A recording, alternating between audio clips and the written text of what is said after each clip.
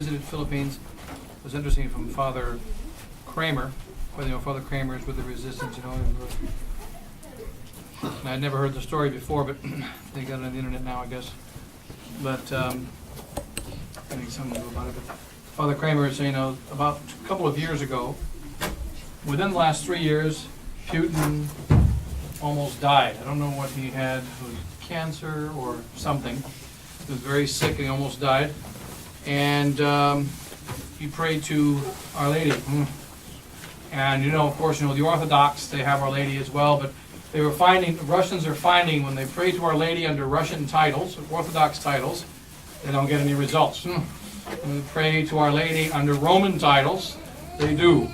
And so I don't know which Our Lady it was, but I think it was Lady of Fatima, and he was cured. He then made a visit to Rome. This is in the last 2 years. And it was an official visit for, visiting the Pope in Rome. And he spoke to Pope Francis. And Putin told Pope Francis, "Will you please consecrate Russia to the Immaculate Heart?" And the Pope said, "We won't talk about Fatima." So the communist Russian dictator is asking the Pope to consecrate Russia, and the Pope was angry and says, "No. We won't talk about Fatima." Then it was actually a what do you call it? There's a close connected, very closely connected in the Kremlin, who's friends with Father Kramer. Putin has read Father Kramer's book on Fatima, and and the Devil's Final Battle, and also that. So there's been some indirect contacts from people connected very closely to Putin, and they also said that after walking out of that meeting, Cardinal, we have to look on the internet, the name Vellerani, I can't remember his name, but if Father Kramer says his name, Putin's officer had spoke with the Cardinal, and they were standing in front of the statue of Lady of Fatima, and the Cardinal said, "I assure you, we will kill Fatima. We will kill Fatima." So Putin and the Russians were very offended. They felt snubbed by Pope Francis, and also there's a general move in Russia towards Romanism. They want to become Roman Catholic, but they don't want to become Francis and Benedict Catholic.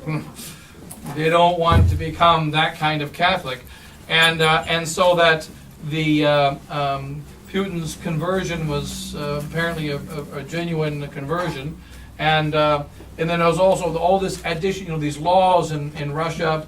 There's a great animosity towards Russia now because of its anti-homosexual laws and bringing back morality. So even though Putin he's not Catholic, he's still a bit of Orthodox, but he's aiming towards Catholicism. And he wants Russia to be consecrated by the Pope, and he believes in Our Lady of Fatima. So there's like a mixed. So even though he's not Catholic, he's aiming. He's received some graces. He's aiming in that direction, and and of course the West is trying to make him into another Adolf Hitler and so on. But apparently, some of the acts of Putin. That there's again more and more signs, even though the world's getting worse, there's just yet another sign of Our Lady of Fatima, that the victory is there. And also one of the things that Father Chazelle pointed out, it never occurred to me before, but 6 months ago, listen, if you listen, he said, even in the rock and roll music and even in the modern literature, there is a general increase of a kind of a sadness of the modern man, but kind of calling for a mother, calling for something. There's just like in Russia, they are bringing back the St. Andrew's Cross. They are bringing back the traditions of Russia and speaking of Our Lady. And there's a devotion coming back to Russia, even though they're not Catholic. You can see it's aiming in the direction of a conversion.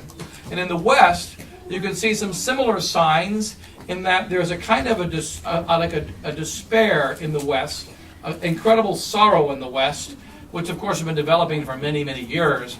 And yet it's not as malicious. You see it even in some of these musicians and some of the modern art that these whether poets or musicians, they're speaking about, I want out of this sorrow, I want out of this world is empty, I don't like it anymore, I'm not happy in this world anymore, and there's many songs like that, and even though they're speaking about the negativity in the world, it's not the same as the previous pure demonic worship Satan stuff of the good old days in the 1970s and 80s when you just used to go straight and worship Satan. Now we're finding there's a new group of individuals that they are not Catholic, they're pagans, they don't know about the Catholic faith, they don't know about the Blessed Virgin Mary, and yet we're seeing this call of they're wanting for help. It's kind of it's like Bishop Sheen says, there's two sides of mercy.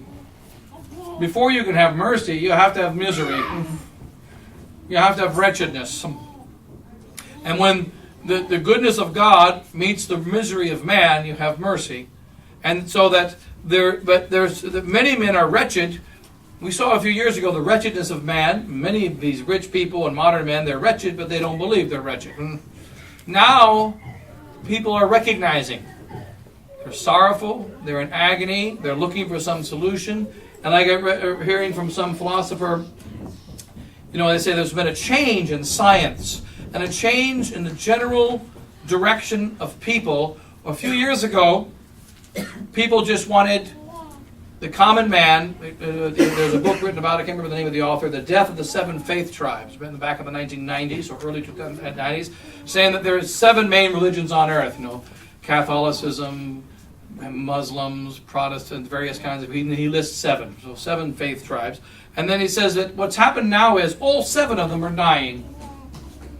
All of them are dying. And that people now want to have a little bit, he says, religion has become like a smorgasbord.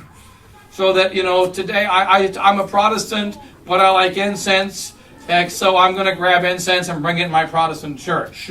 I'm a Muslim, but I like Jesus. And they remember Jews for Jesus, right? So you have, all of a sudden, there's this people are just taking a little bit of this religion, a little bit of that religion, a little bit of that religion, and that's been happening for the last 50 years. But now we're seeing around the millennium in the last few years a change. People are sick of eclectic religion. They're sick of division, and they want synthesis. Synthesis. In fact, one of the guys we're studying at the seminary is a Jesuit named Athanasius Kircher. And Athanasius Kircher, they call him the last Renaissance man. In fact, he's the last medieval man. He is the last man who died in 1680 or 1688, who had the complete vision of one world completely governed by God. One perfect, harmonious universe ruled by God. And he's the last guy who saw all that and believed in all that, a Jesuit. And well, now there's a Kircher society, which is increasing and increasing. And these are not Catholics that belong to this society. They're pagans. And so that I saw a report of one scientist talking about it. It says, why has Athanasius Kircher become popular, especially since the year 2000, after the year 2000? Then the reason is because modern man is now looking for synthesis. He's sick of being torn apart. He's looking for synthesis. Now the synthesis the devil is trying to prepare for modern man is the synthesis of the kingdom of the Antichrist. So the devil is deliberately putting together this synthesis so that they're all going to be ready to accept the Antichrist and a new one world religion that's demonic. However, Christ is going to come in and he's going to show who's in charge of the schedule. The devil is got the world prepared for the Antichrist right now. And then Christ is going to come in through the Blessed Virgin Mary and say, okay, bang, I'm the one in charge of the schedule. And the synthesis is going to be turned and so that the souls will be ready for a mass conversion to the Catholic faith through a miraculous intervention of heaven. Without the miraculous intervention, it's impossible. It's going in the direction of the Antichrist. But we can see little signs. Open the eyes of faith. You can see little signs in Russia, little signs in the West, little signs throughout that God is ready to make a massive victory. And so like this Putin thing, for instance. And that all we have to do is hold on a little bit longer, maintain our faith a little bit longer, make sure we don't allow any doubt to creep in a little bit longer. And the victory is very near. And there are many, many signs. Of course, we can't put a schedule and date on things. Only God can do that. He said, you do not know the day or the hour. Though our Lord said, you do not know the day or the hour, He did also give us prophecies so that we could know the circumstances, or we could know the general time. So even though we can't know the day or the hour, we can know the general time. And we're in that general time of this great victory of the Blessed Virgin Mary, blocking the reign of the Antichrist. The Antichrist will still come, but later. And we're preparing for the blockage of the Blessed Virgin Mary. A brief victory and glory spoken of by the Lady of La Salette, Lady of Fatima, and all the familiar, Our Lady of Quito, and so on.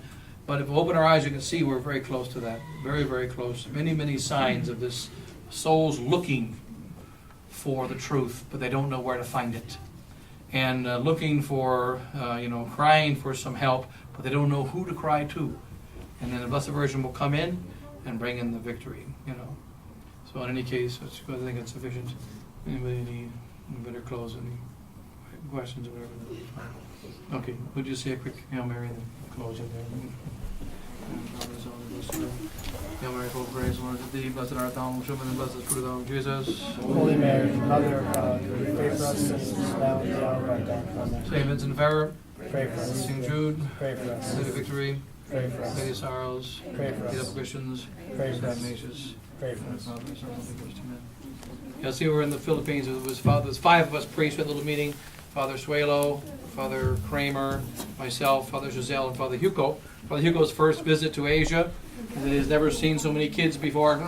Well, the Philippines, kids everywhere. And compared to him, when we came back, everybody's 100 years old and dying. And so, we saw the kids and all the kids coming out of the woodwork in the Philippines, and said Mass there and met with the priest. We met also with Father Onoda. We saw Father Onoda, and briefly Father Fortin came in and just frowned and walked away. So a 2-second visit with Father Fortin. Father Hugo said, you need to reread the Archbishop. Father Fortin said, not interested, and walked away. That was the conversation. That's all I needed to say. It covered everything. And then with the Father Onoda, we talked for about 3 hours. And Father Onoda he's a priest who gave us the boot 2-3 years ago. And during the middle of the conversation, Father Onoda is a very kind priest, a Japanese priest of the society. He was ordained in '93. But he was the one who had the privilege of giving us the boot. Father Giselle and I, in September of 2012, was our last day in a society priory, was there in Manila. And Father Couture, and Father Onoda gave us the proverbial boot. We were forbidden to say, even when we were staying there the last few days, we were forbidden to say Mass, even privately, on the side altars there in Manila. So I showed Father, these are the side altars we can't say Mass on. And also showed Father Hugo the beautiful altars and all that in Manila. And they're repainting the ceiling and re-gilding and all that. Father Giselle said, well, the gilding job is better now. They fix that. But in any case, Father Noda was trying to justify the heretical statements of Bishop Villay, trying to find a way to justify them, and he says that all that Father Pfeiffer and Father Giselle do is exaggerate, take out of context, and then that's it. Exaggerate, take out of context everything that Bishop Villay. So he says, well, how do you explain new Mass legitimately promulgated? And of course he said there that, well, if you understand legitimately promulgated as the Pope has the power to make legitimate promulgations, and so Father Giselle pointed out, well, there's Mass, legitimate, promulgated.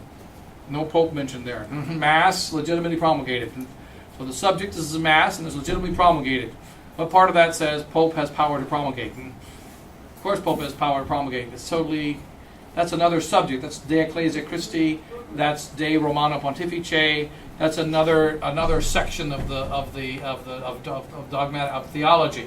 So this Mass legitimately promulgated is part of the canon law and the practice of the Church. The Mass is not legitimately promulgated, period, in any way, shape, or form.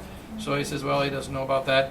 And one thing that This Father Chazelle had never met Father Noda, but in the very beginning, he said, Father Noda told us, well, Cardinal Ratzinger, we don't know if the syllabus is infallible anymore. We used to believe the syllabus of errors was infallible. But Cardinal Joseph Ratzinger says it's not.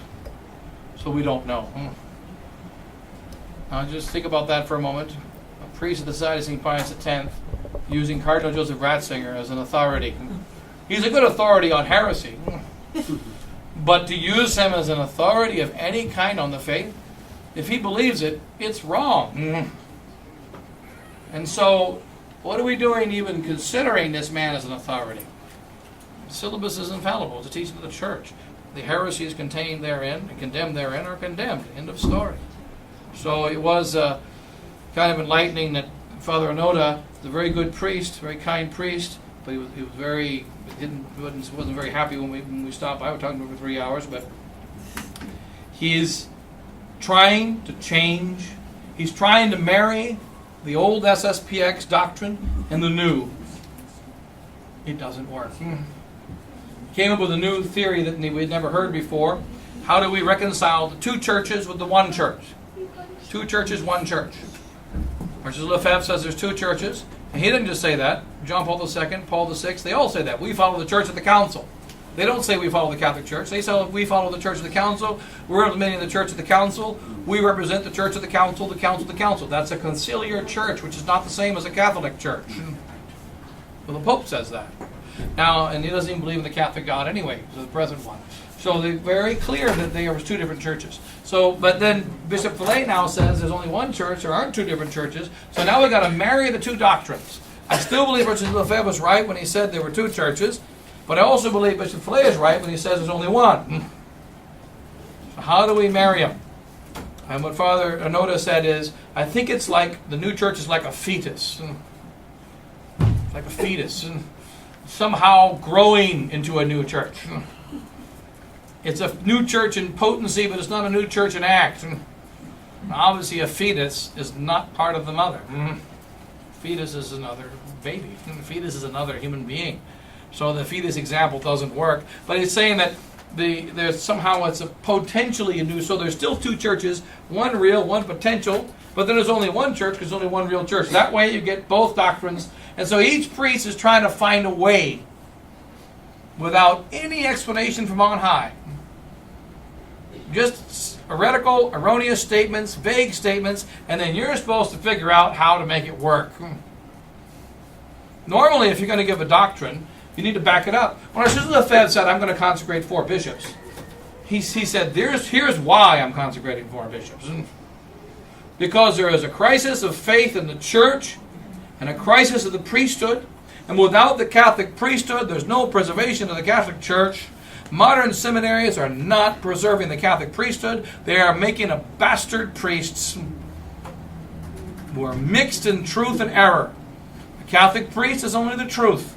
A Catholic priest is only the true Mass. A Catholic priest is only the true faith, true sacraments, etc.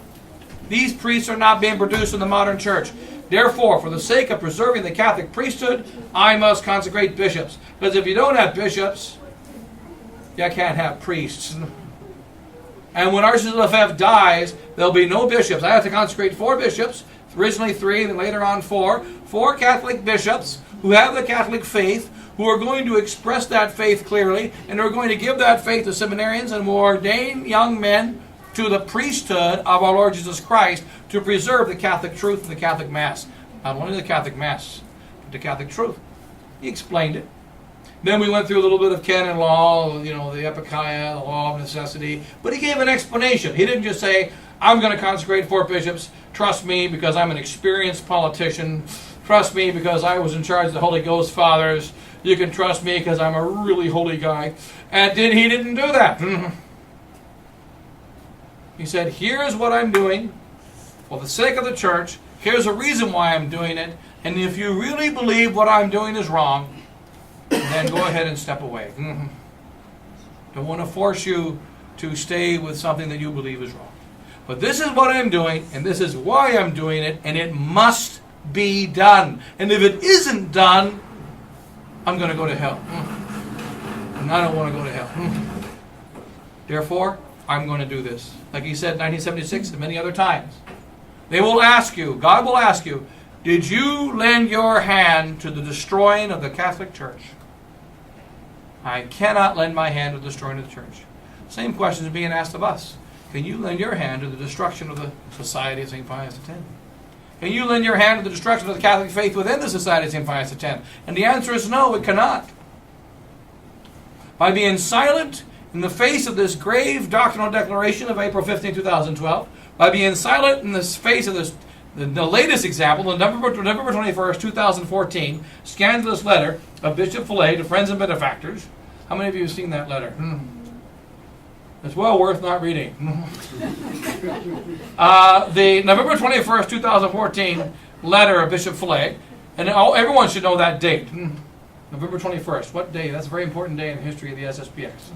November 21st, 1974. What happened on that day? The Declaration of the Archbishop. November 21st, 2014 is 40th anniversary. In the letter, he doesn't mention the Declaration once, 0 times. For an SSPX bishop, it's the equivalent, the example I gave earlier, it's the equivalent of a priest giving a sermon. Today is Christmas, and let us celebrate the Grinch, and Frosty the Snowman, and Rudolph, the red-nosed reindeer. You know Dasher and Dancer and Prancer and Vixen. And we forget to mention Jesus Christ. Okay, so you forgot something. That's a problem. If it's Christmas and you're talking about Dasher and Dancer and Prancer and Vixen, Comet and Cupid and Donner and Blitzen, and not Christ, we've got a serious problem. So likewise, in our little SSPX, to the 40th anniversary of the most important act of Archbishop Marcel Lefebvre, which would later lead to the consecrations and lead to all the acts, November 21st, 1974, when he stood up unequivocally for the faith. And he didn't just stand up himself, but he was representing every faithful Catholic in the world, non-members of the SSPX, like my pastor, Father Hannafin, and many others. He was representing what was in their hearts and what was in their minds and what was in their souls and the soul of any faithful Catholic. We refused and have always refused the reforms and everything that comes from this modernist, neo-modernist Rome with neo-modernist and neo-Protestant tendencies. And we refuse Vatican II and all of its the garbage that comes from it. 40th anniversary, the successor of Archbishop Lefebvre, the Superior General of the SSPX, doesn't even bring it up. That is very grave by itself. But what does he bring up? He begins with a quote of Cardinal Joseph Ratzinger and his wisdom. The great wisdom of Cardinal Joseph Cardinal Ratzinger, who 17 years ago in 1997 said, had a very pessimistic view of the future of the church. Because in 97, the church was just, it was wonderful. Everybody was going to church. There was love everywhere. Everybody had the faith. It was just a wonderful time in the Catholic Church. That's what's implied. 97 was a horrible time in the Catholic Church. But when you say I've got a pessimistic view of the future, it means it's pretty optimistic right now, but it's going to be dark tomorrow. And the pessimistic view of the future is there'll be little seeds, little mustard seeds, living lively faith, more like the gospel times. And when Joseph Cardinal Ratzinger says that, what does he mean? He means there'll be a mustard seed over here called the Joy Ministries. Then there'll be a mustard seed over there called the SSPX MC. Only forget that one. There'll be a mustard seed called the Indult Communities. There'll be a mustard seed called the Jews, and a mustard seed called the Muslims, and a mustard seed called the guys that worship, my last dog that died. And there will be other mustard seeds who just believe. Because remember, when Joseph Ratzinger speaks about faith, he means belief. Not belief in something, but the act of believing. The act of believing. That is not the virtue of faith. And that's what he's referring to. And this is the what, and Archbishop Fillet is quoting him as if he's speaking of something else, but he's not. And so Then Bishop Fillet says another very, very serious statement, which doesn't pass. He says, this church has been this way. Our church has been Catholic for at least 1,500 years. Just glance over that. This is the year 2015.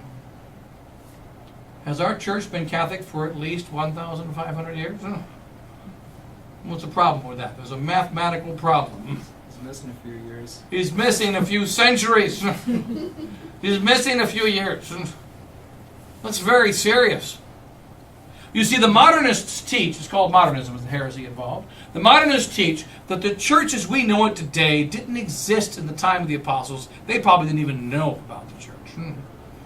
It came up later, principally through the community of the man called Mark, who was a Jew that was really a negative dude because he was living in exile somewhere away from the Jewish community.